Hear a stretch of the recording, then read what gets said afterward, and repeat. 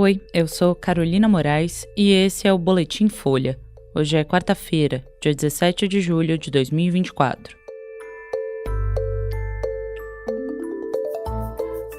Mesmo vetadas pelo STF, emendas de relator ainda beneficiam 30% das cidades em ano eleitoral. Lula diz que está comprometido com o arcabouço fiscal, mas que tem de ser convencido sobre cortes. E o aeroporto Salgado Filho, em Porto Alegre, vai reabrir em outubro com 50 voos diários.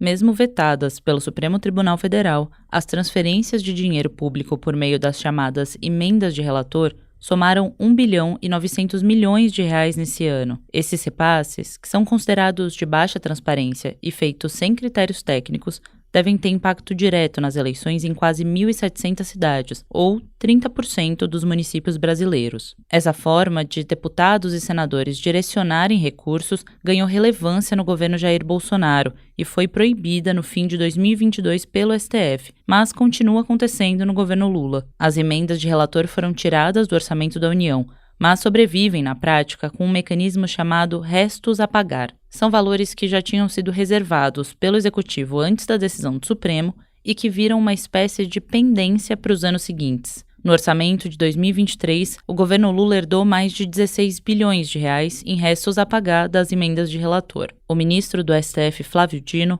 marcou para 1º de agosto uma audiência para discutir o possível descumprimento da decisão da Corte, que declarou as emendas de relator inconstitucionais. Procurado, o governo Lula afirmou que o uso de restos a pagar para as emendas de relator segue rigorosamente o que determinou o STF. A Câmara e o Senado também disseram que cumprem a decisão do Supremo.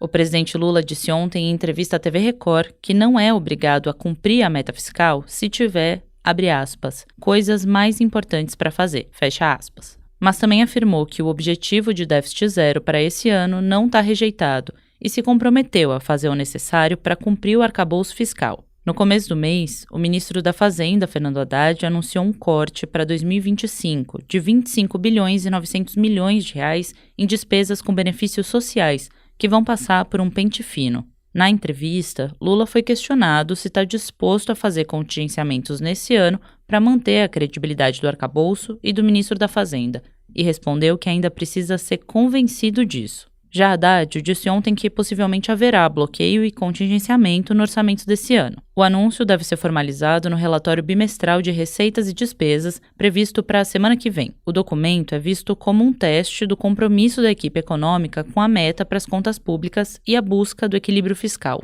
Haddad também disse que a fala de Lula na entrevista foi tirada de contexto.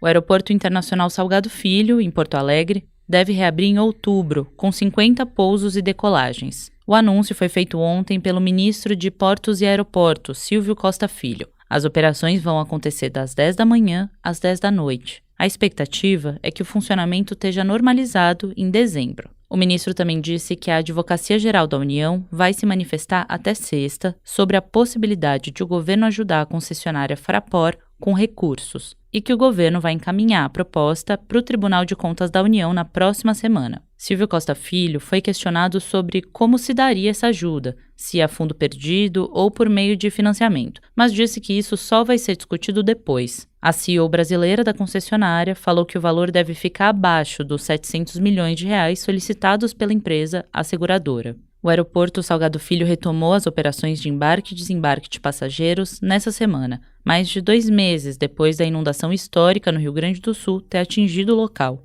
De lá, os passageiros precisam seguir de ônibus até a base aérea de Canoas, na região metropolitana, de onde os voos continuam partindo. Esse foi o Boletim Folha, que é publicado de segunda a sexta. A produção é de Daniel Castro. A edição de som é de Lucas Monteiro. Essas e outras notícias você encontra em folha.com. Até mais!